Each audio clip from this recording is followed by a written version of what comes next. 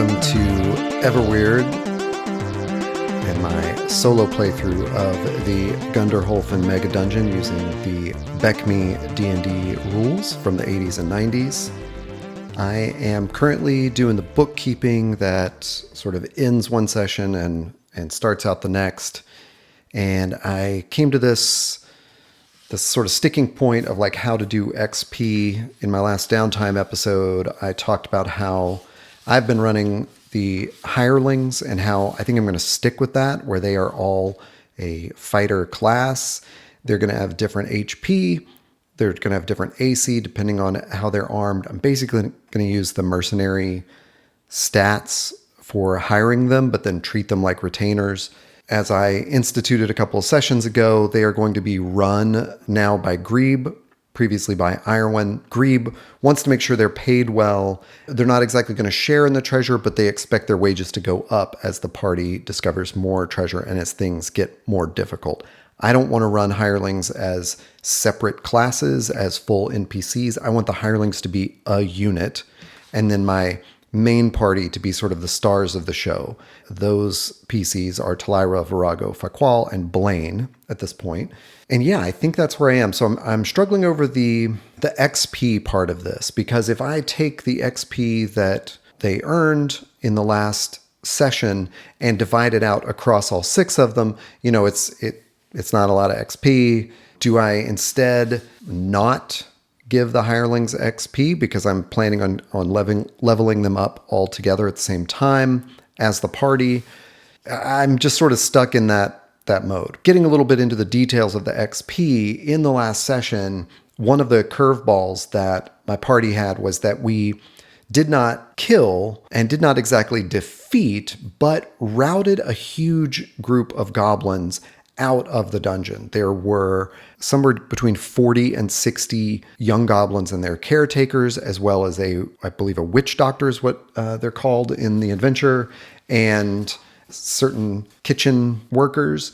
Without having to fight them, I caused enough of a stir to cause them to escape. You know, I locked them in a certain route where they could only run back through the kobold lair and could not follow me deeper into the hobgoblin lair. I'm counting that as a defeat of those monsters and averaging the XP across all of those monsters. Basically, I'm adding 600 XP to the pool of XP based on that whole route. I also got XP from fighting and defeating hobgoblins, finding certain treasure, and I think there should be some kind of bonus for finishing that hobgoblin lair. That's one other place I'm struggling.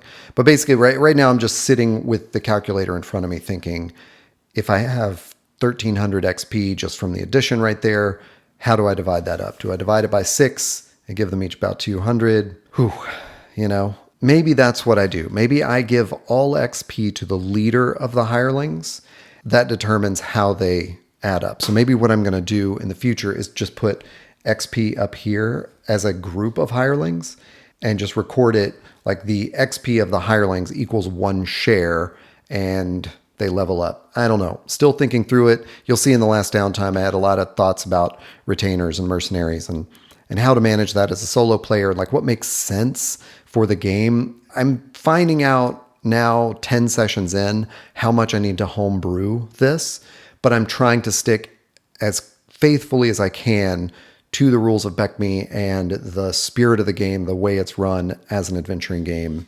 So that's where I am. Okay, I'm just going to take this XP that I got. I'm going to divide it by 6 because I've got 6 remaining, player characters on the field, really, if I include Grebe and Zenith. That leaves me with 224 per character. I'm going to fast forward while I do some math here. Maybe another idea here that I could toy with is just having the leader of my hirelings level up and counting everyone else as a level 1 fighter for purposes of saves and THAC0, things like that. There's advantages and disadvantages to doing it that way. I'm not particularly happy with where I am running all these hirelings. I'm trying so hard for this not to be a war game where I have a whole unit of people that just do a bunch of damage. I want some character to the Dobahai division. Got to grab a couple of names for the new hirelings that I'm going to take on. One is named Evelyn, and one is named Ballad, or Ballad. I have a fighter in Grebe. I have an archer in Zenith. I have an archer in Talyra, my thief. Yeah, maybe what I do is I just hire the light foot person. See the downtime episode for why I'm treating mercenaries as retainers. Yeah, maybe that's...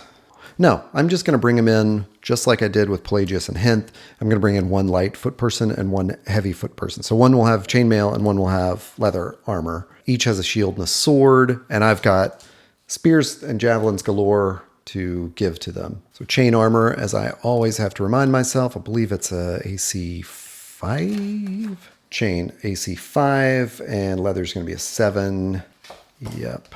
Each has a shield, so each will reduce that AC by 1. So actually, Evelyn is going to have a 4 AC, and Ballad is going to have a 6. Not sure why I'm insisting on pronouncing it that way. Let's roll up some hit points. Evelyn, 6. Ballad, 5. All right, so when I left off, I had suffered more losses from the Dobahai division, their leader, Irwin, as well as Pelagius and Hinth, the two foot persons they had hired, were slain in different areas of this hobgoblin lair. We dragged their bodies out, buried them right outside, in the swamp, but near the Gunderholfen entrances, and then made a kind of sled of armor and shields to drag all this hobgoblin armor that we'd taken back across the swamp to the city. They'd sold them to they'd sold the hobgoblin armor to the armorer in the city. That armorer gave them 30% of its, cost new.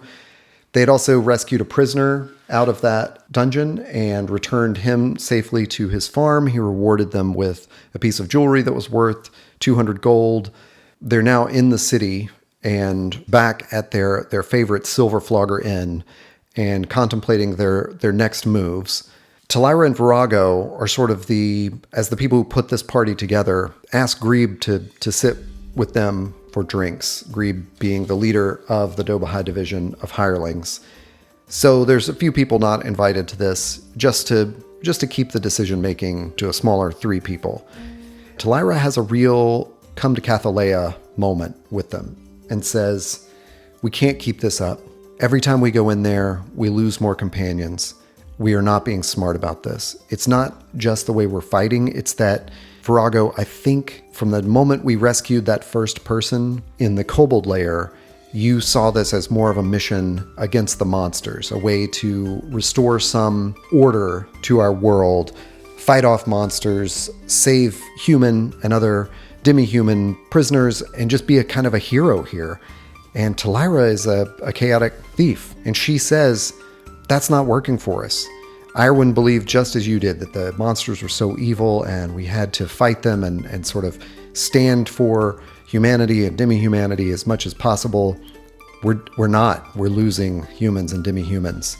Irwin's now gone, and this outvoting that Virago and Irwin were able to lead the party because they were the ones who said, yeah, let's heroically go in and liberate the prisoners and fight the monsters. That voting block has now been shattered with Irwin's death. And Talyra has a point here. And Talyra says, we have to be smarter about this.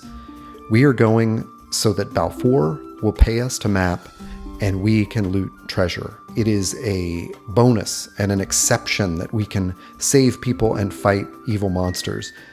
But that cannot be our mission here because we will fail in it. So from now on, we need to set up a camp outside. We need to go in. As soon as we find enough treasure that we can reasonably carry out of there in a safe manner, we need to escape with that treasure. We can no longer keep pushing through this dungeon, through Gunderholfen, through this abandoned dwarven settlement, thinking that we can somehow fight our way through it. We need to be smart about this. We need to go out there for treasure and protect ourselves. Virago hangs their head. They stare into their drink for a good long time and say, it's with a heavy heart that I agree with you, Talyra. I've watched too many companions fall to think that we have the upper hand here or could ever have the upper hand. And Virago turns to Grebe and says, Grebe, you haven't been with us for very long, but we hope that you and the Dobahai division will accompany us on our next delve through Gunderholfen, but we want to keep you safe just as we keep ourselves safe. And I think Talyra is right in this instance. These hobgoblins are nastier than any monster we've seen, and we simply have no excuse for charging in head first. Sitting beside Grebe is the golem, Frank. They acknowledge we have some resources like Frank that we can use to our advantage, and we need to start doing that. We need to start sending Frank in with burning oil to set traps, to check traps, to look, we need to do this without risking our own life and limb. And Grebe is nodding and says, I think you're right. I have not been with you very long. The excitement of going into Gunderholfen is enticing and alluring to me. I want to be a part of that, but I don't want to watch friends fall. I don't want to have to bury them in shallow graves outside of Gunderholfen. So they all agree on this. They nod, they raise their glasses and say, we'll deliver this news to everyone else. We don't think there will be any dissent, but let's get some good sleep. Let's rest as we need to and re-equip ourselves as we need to and get back to Gunderholfen. So with that said, Talyra and Virago deliver this news to Faqual and Blaine. Grebe delivers the news to Zenith, as well as Grebe and Zenith go about hiring Evelyn and Ballad. That's going to be another 5 gold that we are going to spend as we bring them on. And then the excitement of every D&D session, shopping. We found a cache of hobgoblin weapons, and among that cache were, I think, 400 arrows. We only took 32. So we're well stocked on arrows, and we know where to get more in the dungeon if they are there, hopefully. With 8 people to feed, we need more rations. We've got 2, 4, 6, 8, 10, 12, 14, 16, 18, 19. Oh, also we have iron rations. Oh, we're good on rations. We're good on sling bullets, and we find those all over the cave, so there's no need to spend any money on that. Javelins might be helpful to find, although I think there were more in that armory. I'm looking now. No, there were spears, but no javelins. I think Virago's going to make the call that we're good with javelins. We found out that's not exactly what we need, but iron spikes have proven very useful. And Virago does make the pitch to buy more iron spikes. 12 spikes are 1 gold. I'm going to buy 24. I'm going to drop 2 gold right here. Torches. They're definitely feeling like they haven't had a problem with torches. Certainly a lot of the Hobgoblin lair, Goblin lair, and some of the Kobold lair was lit. But I think there's sort of a scarcity mindset of like, we had better get it while we can. 6 torches is 1 gold, so they're going to buy 12 torches, and they get a baker's dozen. Burning oil has been incredibly effective, and they absolutely want that.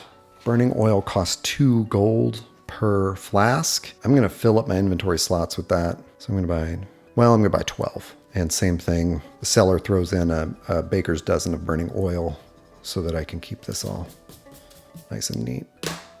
12 of them is going to cost me 24 gold. Oil flasks for lanterns I have not really used, but that might be smart. I think I'm good on health potions. They're quite expensive anyway. While we're in town, we need to find someone to open this iron chest. We do sell this clay statue of a dog for 1 gold. Not sure why that was worth any gold. No need for me to keep lugging that around. I think for the most part, Talyra and Virago like to keep Frank under wraps. Their clay golem that is following them around, or following Grebe around. So although it is helpful in carrying things, they don't need to show it off around town. That iron chest, I'm wondering where we go besides the Thieves Guild, which Talyra has not been a part of the Thieves Guild in Longfelt. Actually, they'll take it back to the Adventurer's Shop and Smithy, which is the armor where they sold those suits of armor. And they talk to Harford there and say, can we break into this? Harford is a little concerned. You brought this out of a place where you found a bunch of hobgoblins, and I don't really want it to fire spikes into my face when I open it up. Yeah, he wants a good amount of gold for this. Before I find it in the write-up here, I believe it's here in the Shaman's Stash. Harford is wondering, like, well, if I break it open and it's got valuable stuff in it and I've only charged you a small amount, is that worth my while? Or do I want a cut of what's inside it? They bargain for a while. I guess I'll do it this way. Virago makes a charisma test check They have a 14. They fail it. So Virago is arguing for a fixed price. Harford is arguing for a cut of what's inside it. He gets his way. He's going to take a cut. If I'm risking my well-being, I'm going to take a cut of what's in it. So they agree on a 10% opener's fee. He stands very far away, gets a big tool, like just a big bar of iron that he can stand away and hammer into the spike into here where they're good and far away from the chest, and they break it open. Inside they find 8 azurite stones worth 10 gold each, and 10 alexandrite stones worth 100 gold each. So they've got 1,080. Harford is going to make 108 gold from that. I am going to take 972 gold. We have a jeweler in town that we know to go to for fencing things like that, although there's not one that I quickly find named in the Gunderholfen book. They previously pawned that necklace that Matthew gave them, the human they rescued. So they're able to go sell all of these stones, give their commission to Harford. He's very happy with this. And they're going to gain 972 more XP as they're in a safe place and have cashed it out. They're each going to gain another 162 XP for that. Everything helps at this point. I've mentioned in some of my character creation videos that I really like how in old school, different classes level up with different amounts of experience, which gives you this great asymmetrical play where some of your characters are gaining more hit points faster than their companions and leveling up their skills. I think it's really cool to watch thieves level up fairly quickly compared to wizards and things like that. It's just another dimension of fun for me. So I'm hoping that plays out similarly in solo play, but here we are. Okay, the iron chest is cashed out and we've re-equipped ourselves. This has probably taken a couple of days to get all of this done. I believe it takes 2 watches to get back.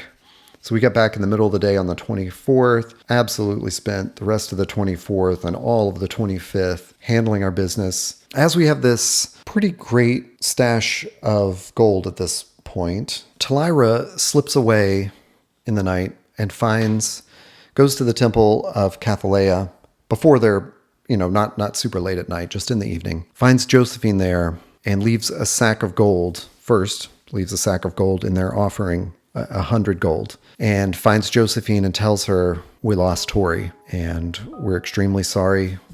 We wish we had some way of making this up to you, of repaying this debt that we've incurred.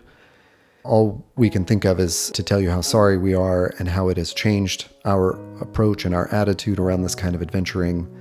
We feel like we were a little callous and a little careless, and we're not going to be that way anymore. Josephine asks, are you sure you want to continue doing this life? And she is, of course, very sorry to hear of Tori's passing, knows that she will encounter this grief and deal with it through prayer over the next few days, but asks Talyra, are you sure you want to go back? Do you want to continue this life? She can sense in Talyra this directionless youth, this feeling of like Talyra is unmoored and unhappy and is searching for something. And Josephine says there's always a place for you in the temple of Kathelea. You don't have to be a cleric. You don't have to be a priestess. There is something we can employ you to do that will make use of all of your wonderful attributes and skills and keep you safe. It might not be as exciting. It might not pay you as much in treasure, but what it pays off in peace and an eternal reward is probably worth more than what you're going to make doing what you're doing. Talyra is definitely not in the place to hear this, although she is very sorry to deliver this news to Josephine, nods to Josephine, just kind of nodding along as though agreeing, but Josephine can see it's not landing, but at least she's gotten the offer out there. She says, if you insist on going back, at least take this, and she gives Talyra another health potion. And she says, don't be a hero. Be safe and keep your friends safe. And they depart. The next morning, Grebe has introduced the main party to Evelyn and Ballad, who are joining as fighters. They all set out, so they spend their first 2 watches heading across the Ganfell Swamp, with Grebe and Zenith, mostly filling in the new companions as to what to expect and what to find there. They have an encounter right away. It's so funny how my dice work that is as just completely random number generators. They run into a warthog, and this is going to be a great test of these new dungeon hirelings. Will they be as stupid as the last dungeon hirelings were? This warthog is 100 yards away.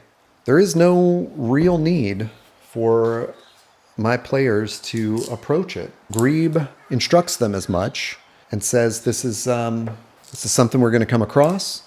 Stand your ground. The monster is aggressive. It growls. So my party, they stand their ground. They draw their swords and spears. Talyra and Zenith knock an arrow to their bows.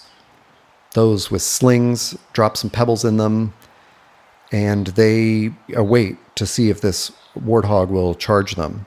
Grebe is all the while preaching calm and a rational approach to this. If this warthog charges us, we're going to split out in a circle, and we're going to encircle this warthog, and we're all going to strategically fire on it so that no one of us gets hit by it. We're all going to try to do that from at least 40 feet away so that it cannot get to us within a round. She is being extremely cool-headed about this. And one round later, I'm supposed to re-roll with a -4, 8. So that means it's a 4. It's still aggressive. It's growling. We don't want to tempt it with an arrow fire. 100 yards away, it's probably at the edge of our range anyway, if not beyond it. Virago says, let's step carefully. Let's keep it in our sight. And my party begins moving slowly away from this warthog. One round later, I am instructed to roll that reaction again with a -4.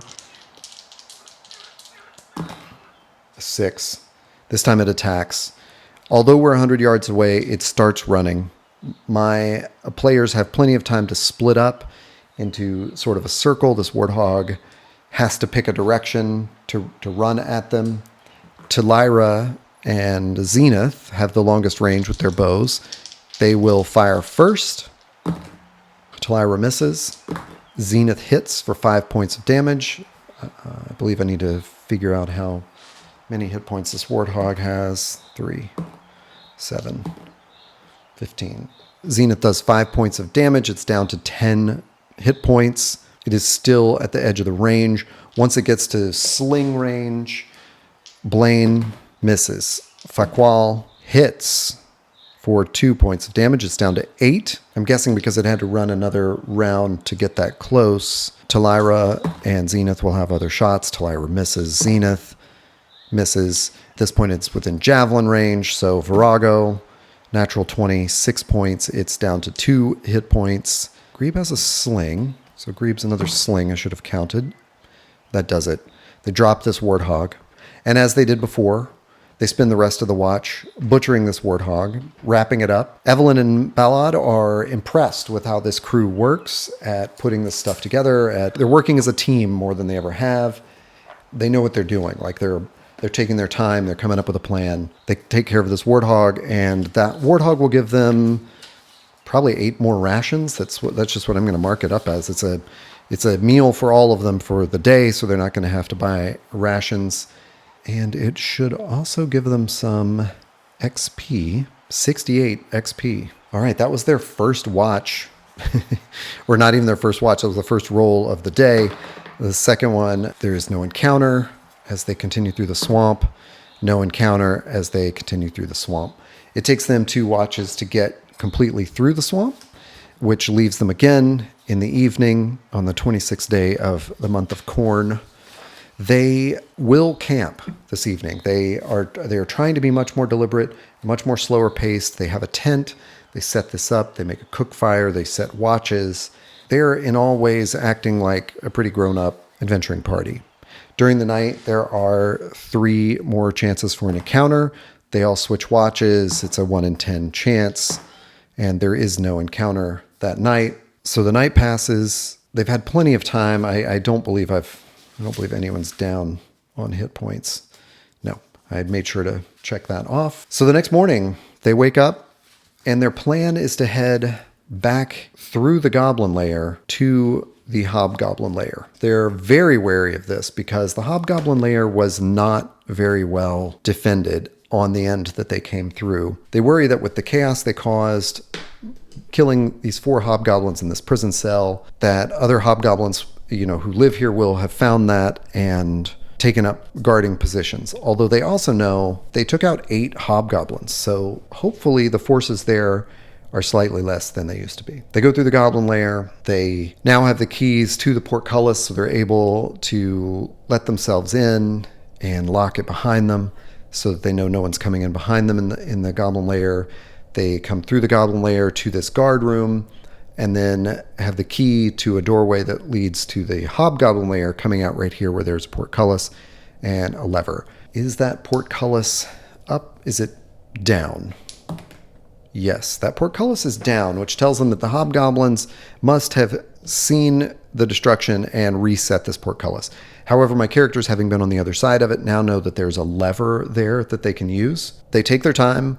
They have plenty of rope. They throw that rope around the lever, yank it. The portcullis starts coming up. The book specifies if the mechanism is released and the portcullis is opened, it won't make noise, and the guards, if there are any in the next room, won't be alerted. What happened the last time was, as we physically tried to pull this portcullis up using strength, it screeches and whines with this rusty metal, and hobgoblins in the next room came in. Have the hobgoblins restocked the guard room? No. So we open that next door. We listen, regardless of what they hear. They don't think they hear anything. They go in there. Is the torch still lit in this room? Yes. So there's a torch burning there, which tells us that within the hour, some hobgoblins have been here. We listen at that next door.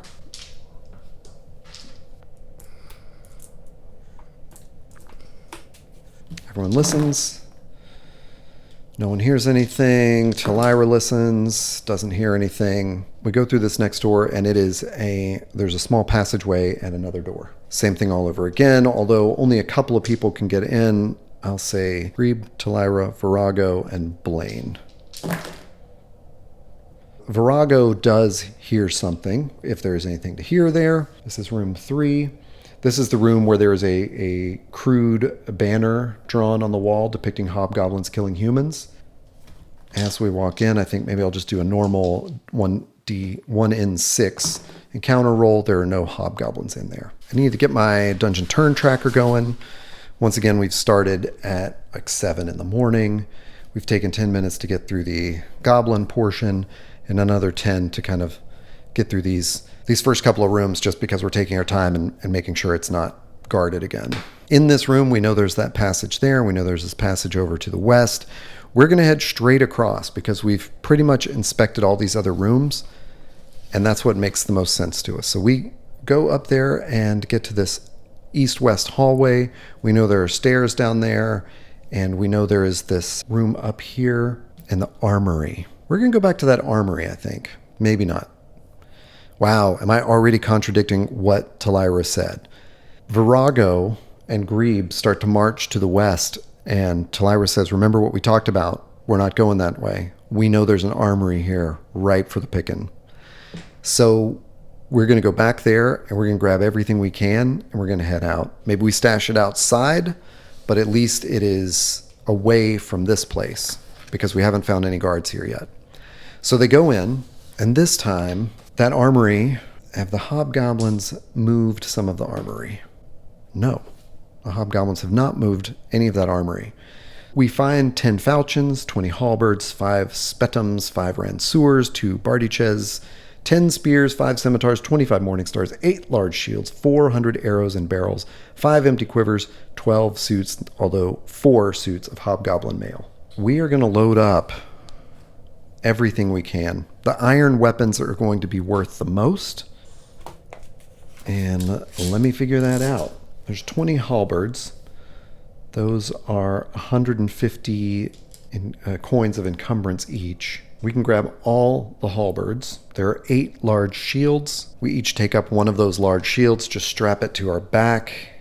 We march out. But what we'll do is, this is the goblin lair, and we can march back through the hobgoblin lair down this hallway to this room. We're going to spike all these doors so that nothing can get in, and we can lock this door. So we leave everything here, and we drop it all, and we head back through the hobgoblin lair.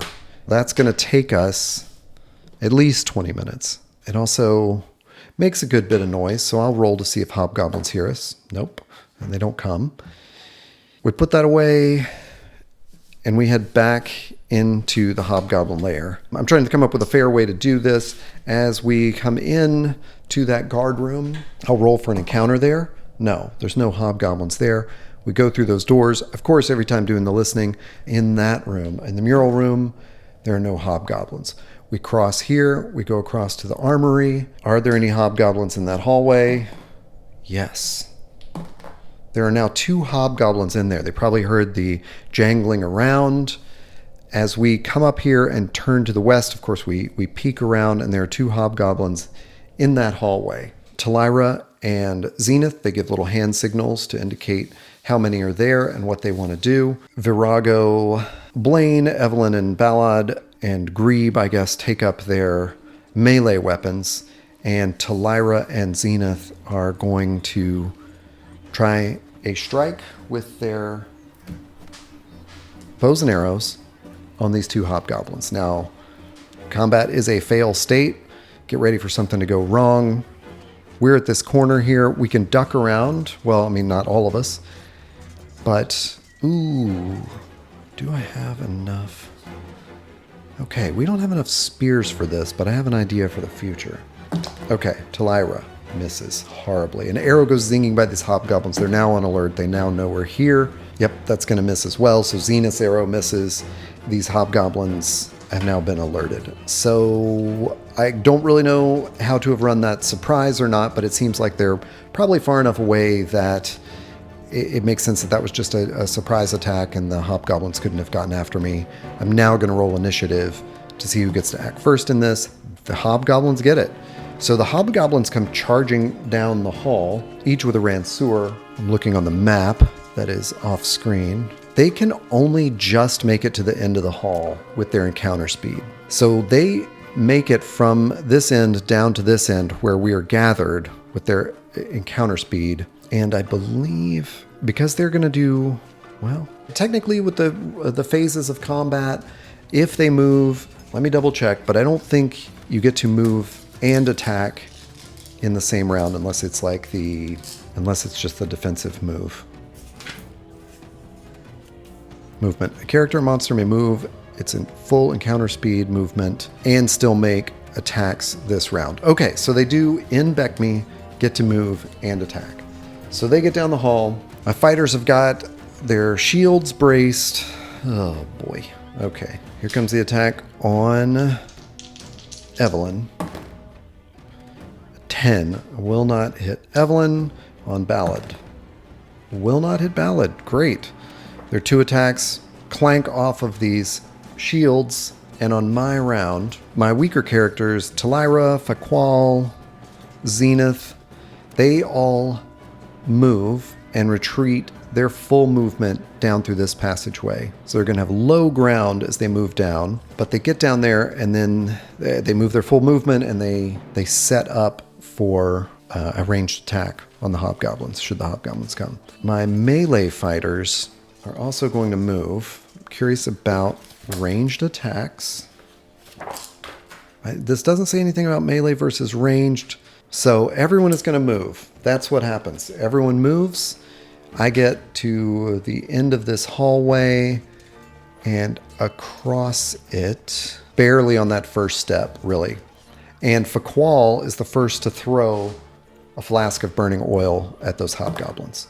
Misses, but explodes a flask of burning oil down there in the area of that statue room. So if they choose to pass through, they're going to take damage. At the same time, Talyra and Zenith will let fly some arrows. That's going to miss from Talyra. Zenith hits for 1 point. Okay, doesn't take it out with that. We can get to the end of this hallway with our movement. We've set this fire up here. My ranged characters are going to set on this side, on the west side of this hall. And it's my melee characters that start to go down the steps, and they're going to be clanging around. So if the hobgoblins come running through, hopefully they hear those melee characters and they start charging down the stairs after them, at which point my ranged characters can hopefully like fire into them. I know it gets to be a dangerous situation, but we'll see how that works. So top of the round, fire's still burning. They get to go first. Do they want to move through that fire? I guess I'll roll a morale, and if they pass morale, they go through it. They sure do. They step through that fire, taking 1 point for one of them and 1 point for the other, so they are down to 3 points and 5 points respectively. They get to go first. They come charging through. They see my melee characters on those stairs, and they will approach them and swing at Evelyn, missing, and at Balad, 12 plus, I believe it's 6, 18. That might actually hit. That is exactly their hit. They really hit Balad. He's still up with 1 hit point, but only 1 hit point. Yeah, they're now sort of like pinched in at the top of the staircase. Talyra comes in with an arrow. Natural 20 for 6 points. Kills one of them outright. Zenith, 6, misses. In fact, Qual has gone with the melee fighters, is sort of surrounded by their shields, and pitches another flask of burning oil up the stairs at them. Natural 20. Bursts that next one into flames, and it collapses down the stairs, tumbling after them. My characters get out of the way as this burning hobgoblin lands at the end of it. I'm going to do some quick accounting here. I fired at least 4 arrows. Do I get any back? I get 4 arrows back, so I don't have to do anything there. I've used 2 flasks of burning oil. Those are counted off, and we head back into that armory. What did I get the last time? The halberds and the shields.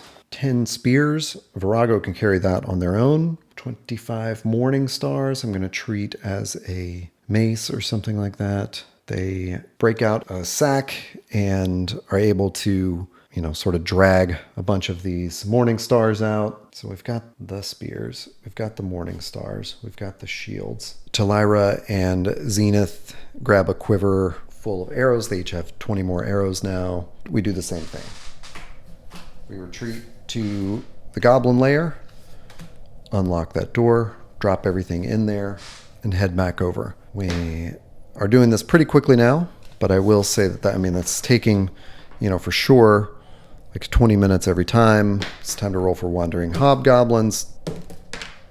4 hobgoblins as we come back into their lair, and I would say we get through this room, and these 4 hobgoblins are sort of inspecting the bodies of their comrades. One is down in this sort of gully, this sort of collapsed room. We see them as we enter the room with the mural, and we're going to slip to the west because we know our way around there. We go up to the top of this hallway. Talyra peeks around. That would be where the body of one of their comrades is. So of these 4, how many are up at the top? 1. There's 1 hobgoblin up here. Talyra wants to be risky and fire an arrow into it, but that's a lot to say, like, can I drop this hobgoblin, with 1 shot, or do I just wait? The hobgoblins only have 1 way out of here, which is to go back through that jail cell that I previously explored.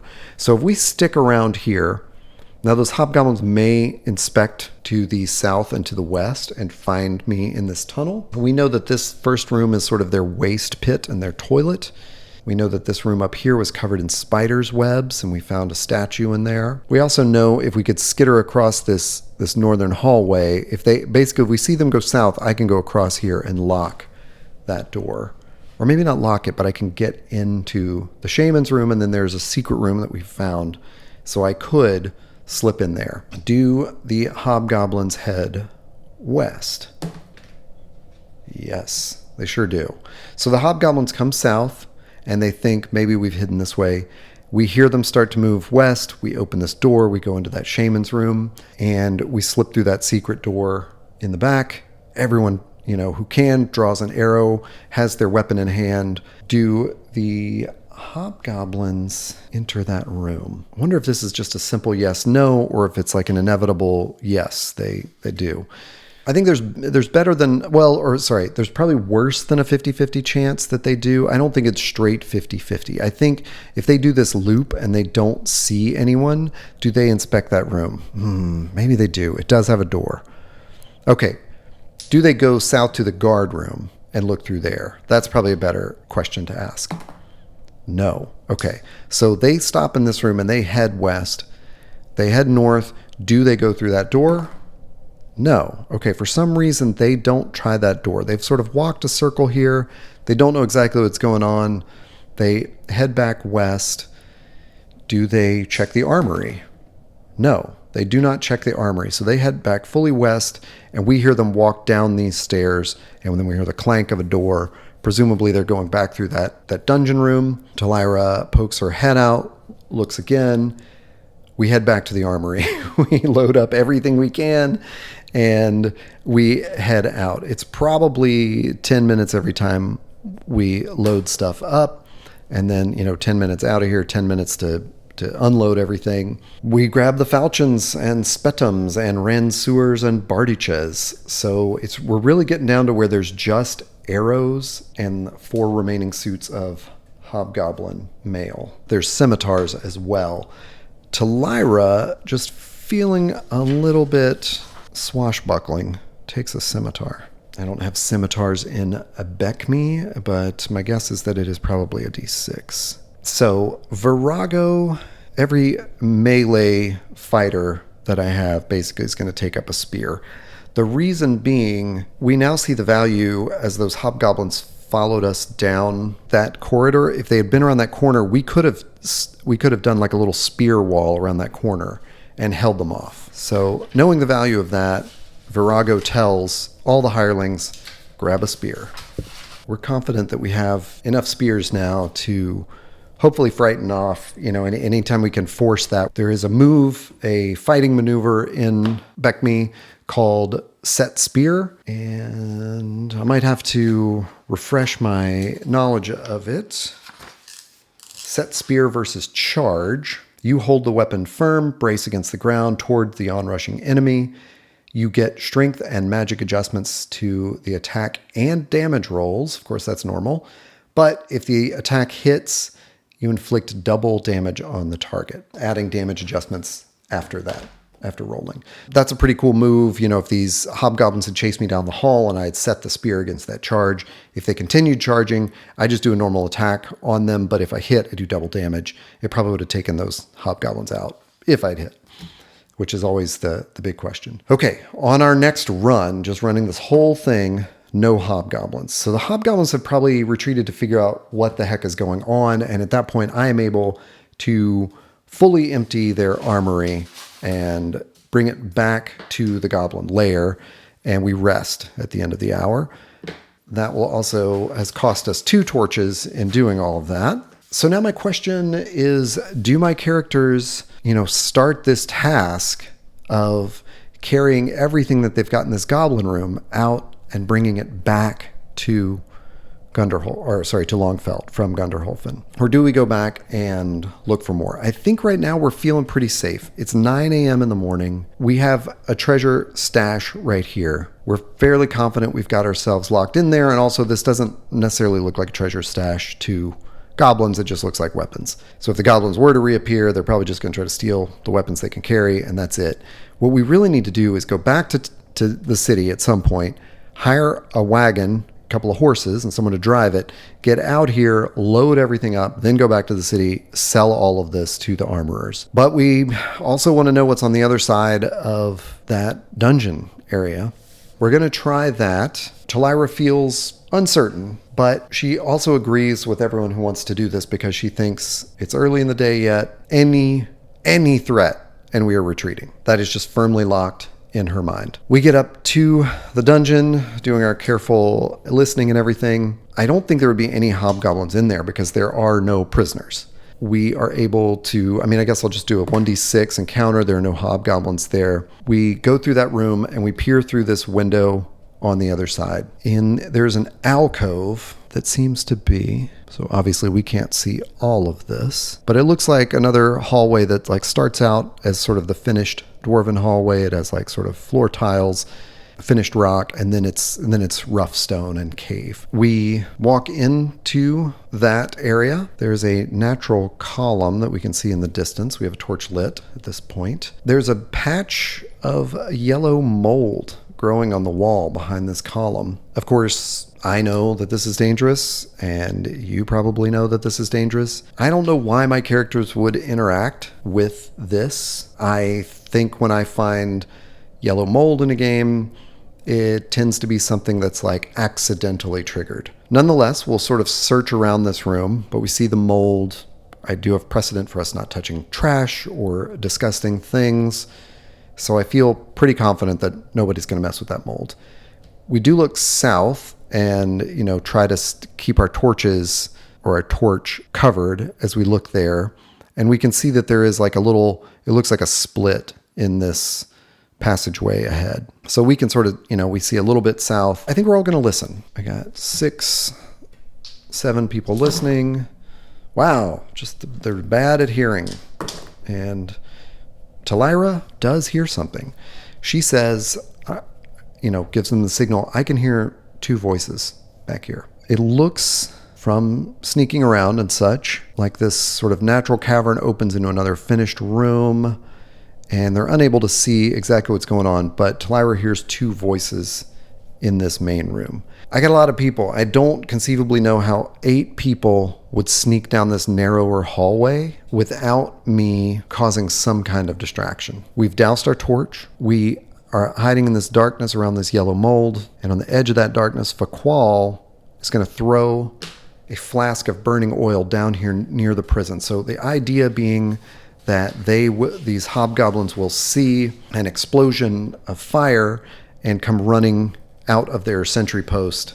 And then at that point, our idea is simply to run south, not to engage them, and possibly set off another flask of burning oil here as we run.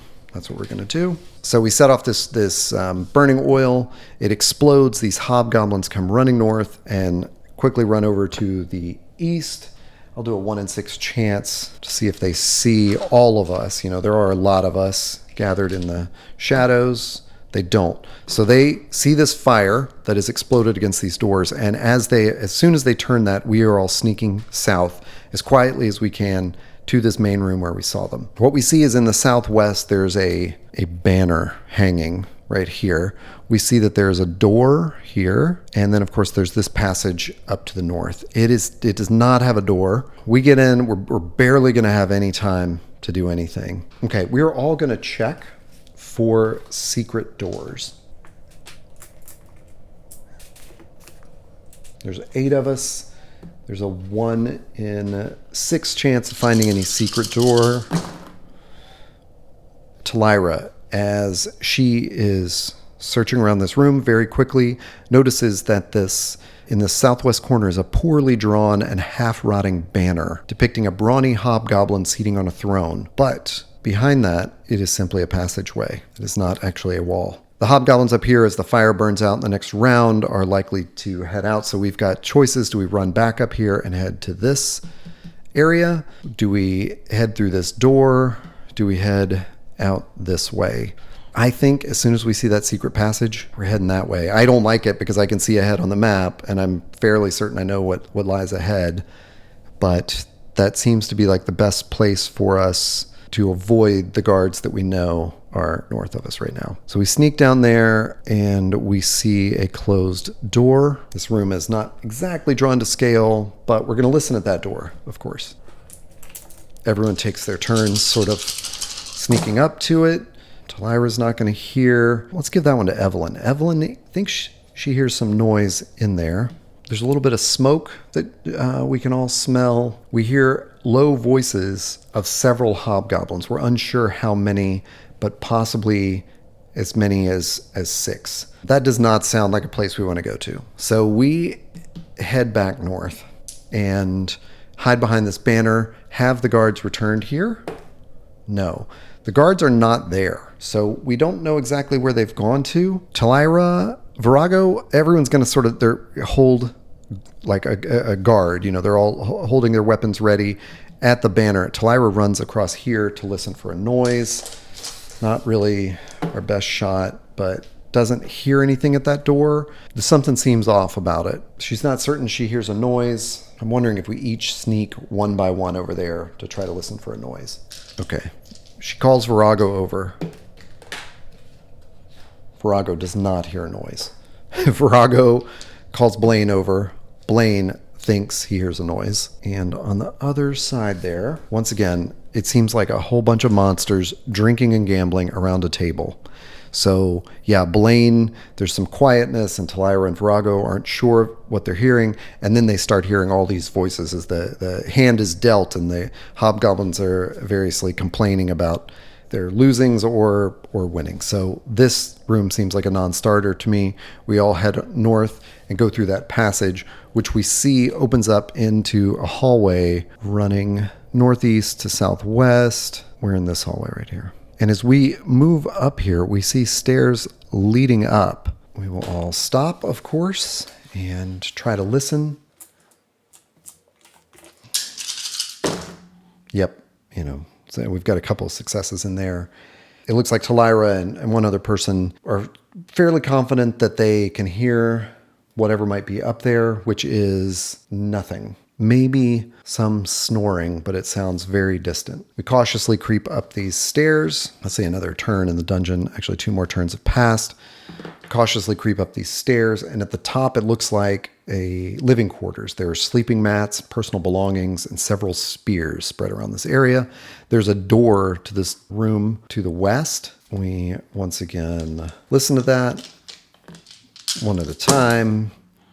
Someone hears something. It sounds like that's where the snoring is coming from. It doesn't sound too populated. So I think I'm just going to try a move silently for Talyra as she tries to open that door. 76. The door at some point clicks, but nonetheless, this person, this hobgoblin in here may be surprised. This room contains 6 sleeping mats and an assortment of personal belongings. There is one hobgoblin lounging on a mat who will be surprised on a 1 through 3. It is not surprised. It scrambles and has time to grab its morning star. We're all there. Let's see who acts first. Initiative. It does. Okay. This thing, it's going to come at Virago. That's what it does.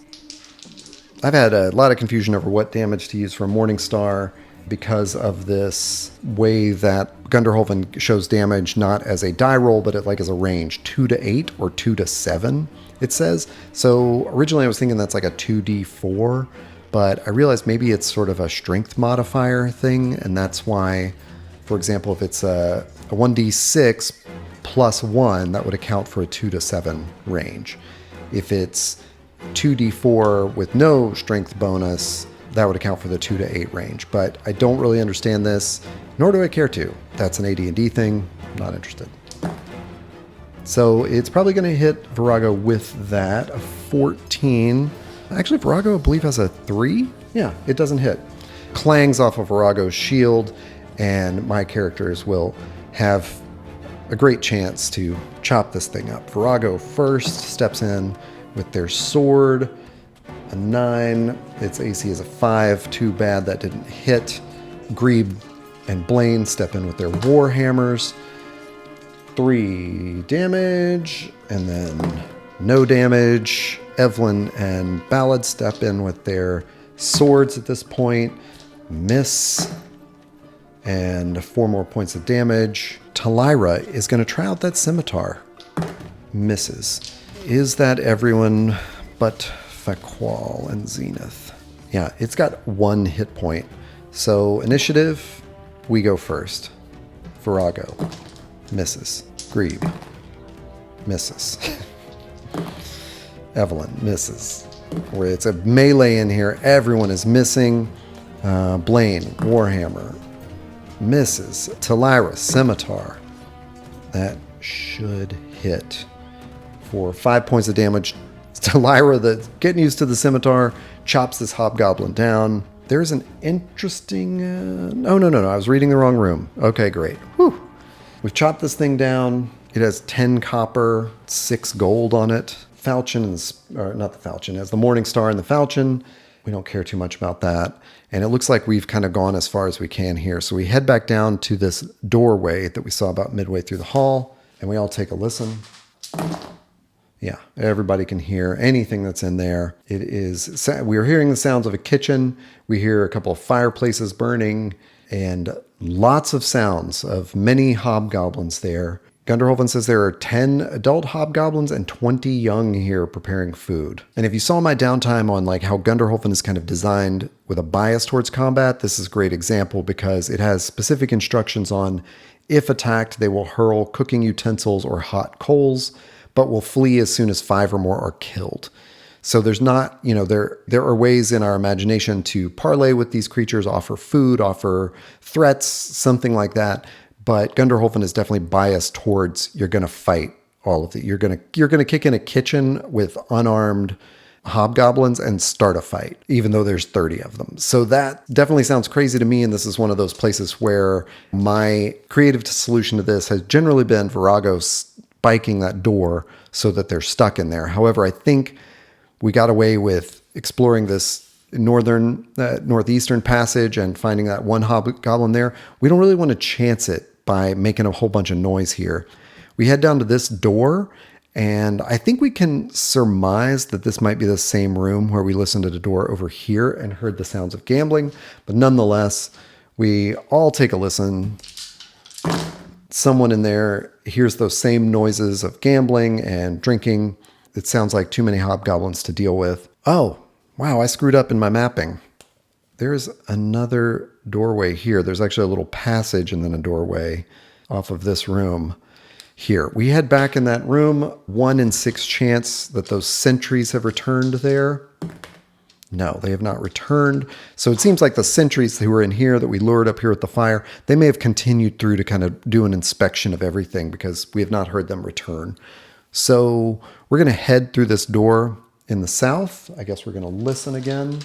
Here comes all that listening. Yep, we feel pretty safe if we listen. We don't hear anything there, is what I will say. This emerges into it's a room, but it has kind of a natural cavern to it. There is a torch on the wall, so we open this door as gently as we can, and there is a hobgoblin guard standing there. Is it surprised? Wow, I just threw that die across my desk. No, it's not surprised. So it hears us outside the door. And we will roll for initiative. The hobgoblin gets to act first. It is a guard. It sees 6 of us. I think it wants to roll morale. 3. These hobgoblins are crazy. It just runs up to Evelyn, misses. And Virago takes a swing with that sword, misses. All right. We come into this room and kind of spread out and around the hobgoblin. Evelyn takes a swing. Ballad takes a swing. 14 is probably going to hit it. Yep, it hits it for 2 points of damage. And if you're curious, yes, I am writing in the Gunderholfen book. I believe that is what it is intended for. It has little areas for the hit point totals of each creature in a room. All right, that was Evelyn and Ballad. Grebe, Warhammer. Blaine, Warhammer. I was rolling Talyra just flat scimitar attacks, but Talyra actually has a -2 on strength. Zenith, bow, misses. Oh my god, another instance of melees flying all around, and we just cannot get a handle on this single target. Faqual runs up with the dagger, hits for 2 points of damage. Almost takes it out. I believe Talyra is the only one who is not attacked because I was sort of hesitating to see what Talyra would do. And arrow misses. Okay. We've all fired something or swung at this thing, and only my magic user has hit. Initiative. This hobgoblin gets to act. Is he going to stay in this fight surrounded? No. It bolts, and it bolts south. We take a brief moment, we look around, we see the hewn rock here merges into a natural cavern with a 25-foot high ceiling. Hobgoblin guard is almost dead and has run to the south, so after just taking a beat to figure out what's going on, I'm marking off a couple of turns, not for now, but that have already passed, we move to the south fairly quickly, and we see that this path, again, splits. It's sort of a natural cavern, and then it looks like there's hewn and polished stone heading to the south. Does this hobgoblin go west, 1 through 3, or south, 4 through 6? 6. It keeps going south, so that is where we will go. This this passageway goes south about 30 feet, and then it opens into a larger room. This too looks like a living quarters. There are several bedrolls and a couple of straw beds. And there's a quiver containing several arrows in the southeast corner. I see on the map that there's something else in that southeast corner, but as we're pursuing this hobgoblin, I don't have time to do that. The hobgoblin makes it over to that door, but at this point, Talyra and Zenith for sure are sick of this chase. They fire arrows. Talyra misses. Zenith misses. Virago grabs a spear and throws it. Nothing. It has 1 hit point. Blaine, sling, misses. Grebe, sling, hits for 1 hit point. Just as this hobgoblin gets to the door, drops it. The hobgoblin has 11 copper and 8 gold on it. Also has some XP for me, of course, for dropping it. I now have time to sit in this room and sort of figure out what's going on. We will all roll like a secret doors check. There are 8 of us as we inspect every side of this room. Talyra again finds a lever, I believe it is. There's a concealed lever down here in the southeast, and when we click it, we see a passageway ahead. The door opens, this passageway goes here, and then heads up to the north. However, clicking that arouses the suspicion of someone quite far away. I don't quite understand how they would have heard this. It's going to take them, unless they're sprinting, which I don't think they are, because all they heard was a click. It's going to take them 3 rounds to get to me. At that point, we get through that door. I guess we've spent a turn searching at least a 10 by 10 room. We found nothing else except for this quiver with 13 arrows in it. And we're presented with like an east-west. We can see that to the east, it breaks to the north after 20 feet, and to the west, it almost immediately heads southwest. There's sort of a downward turn to that. Do we head southwest? That'll be a 1 through 3. And do we head north? That'll be a 4 through 6. We head down to the south. So we've lit a torch. We're taking our time trying to explore that, unaware that someone has heard the clicking of that secret door and is pursuing us. And this tunnel down here joins a natural cave system. There's a narrow, railless wooden bridge crossing a 15-foot wide gorge. The chamber and passage beyond are thick with stalactites and stalagmites, and numerous glowing fungi can be seen clinging to the ceilings and walls. Passage continues for some 180 feet before it comes to a cavern with a spiral staircase descending into the earth. This is going to take me to level 2. But as we see this, we know we've got like a treasure hoard waiting for us back in the goblin lair, and don't know that we're all that ready to head down, or certainly across this railless wooden bridge. We hear another click behind us as that door opens. Something's pursuing us from behind. Talyra looks back at her companions. She knows the danger that lies ahead. She knows what she said at the outset of this adventure, that we go for the treasure and we get out. And then she turns around and takes a step onto that railless wooden bridge, crossing this 15-foot wide gorge and eventually coming to a spiral staircase. The others look at each other and sense that Talyra has their best interest and the best sense of safety right now, and they all follow suit. And we'll pick that up in session 11.